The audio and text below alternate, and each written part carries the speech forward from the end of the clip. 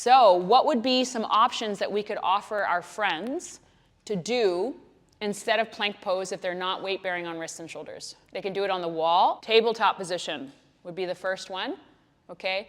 The hardcore heads are probably gonna do fists. I have like mixed feelings about the fist situation. Some people will do plank pose like this, so this is a stable way. So if you've got any wrist stuff where deep flexion in the wrist doesn't work, now I'm not flexing my wrist at all, right? So that I can still build strength here. I don't love it, depending upon what's going on in your fingers.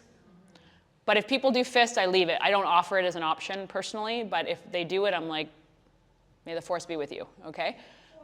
Yeah, forearms.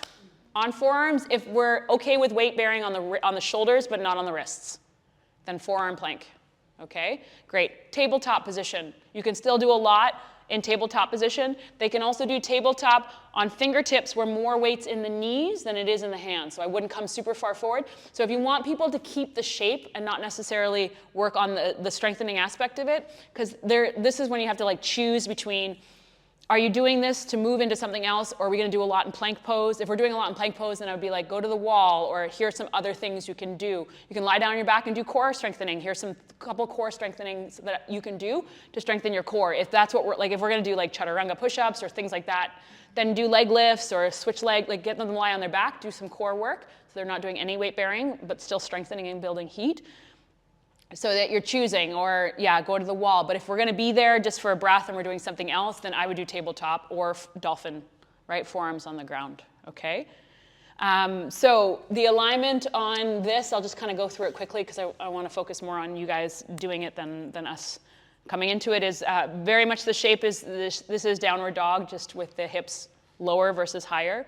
Should your hips be at the same height as your shoulders, or should they be lower? It depends on what?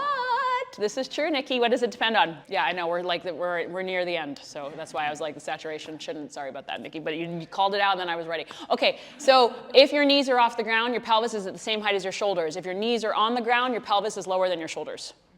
Okay? We used to talk a whole lot about, I'm sorry everybody for like the many years that we did this, that in plank pose your hips should be lower than your shoulders. No.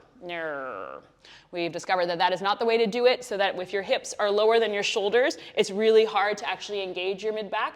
If your hips are higher up, then I can actually engage my core more, but I can actually engage my pecs more. If my hips are down lower, the energy you can see is like, yeah, and then your lower back eats it. However, if your knees are on the ground, then you're on a diagonal from knees to hips to shoulders, okay? But in plank pose, your shoulders and your hips should be at the same height. Hug the belly button in towards the spine. That's different than it was, so that's why I asked the question. We cued it a different way for a long time, and then personal trainers were like, what are you doing? This is not how we do it, and then explained all the things, and we were like, all right, we'll take that. That makes sense. So hips at the same height as the shoulders, but knees can absolutely be on the ground. If they are, then they're on a diagonal, okay?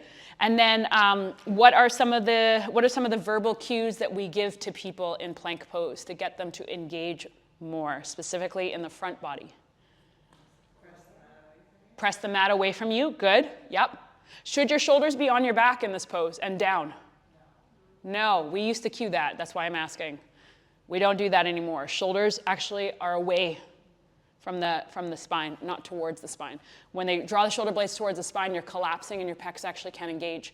If you push the ground away, your pecs engage. And you want your pecs and your core to support, right? It's the bottom of the raft. So yes, you got it. Push the ground away. Good. What is the other things, other verbal cues? Hug palms towards big toes towards palms. That engages the whole front body. You want to get them to do it fast? Press your palms back towards the back of your mat. Big toes draw forward. Pressing the palms back engages your pecs, engages your core. Big toes coming in engages your quadriceps. Okay?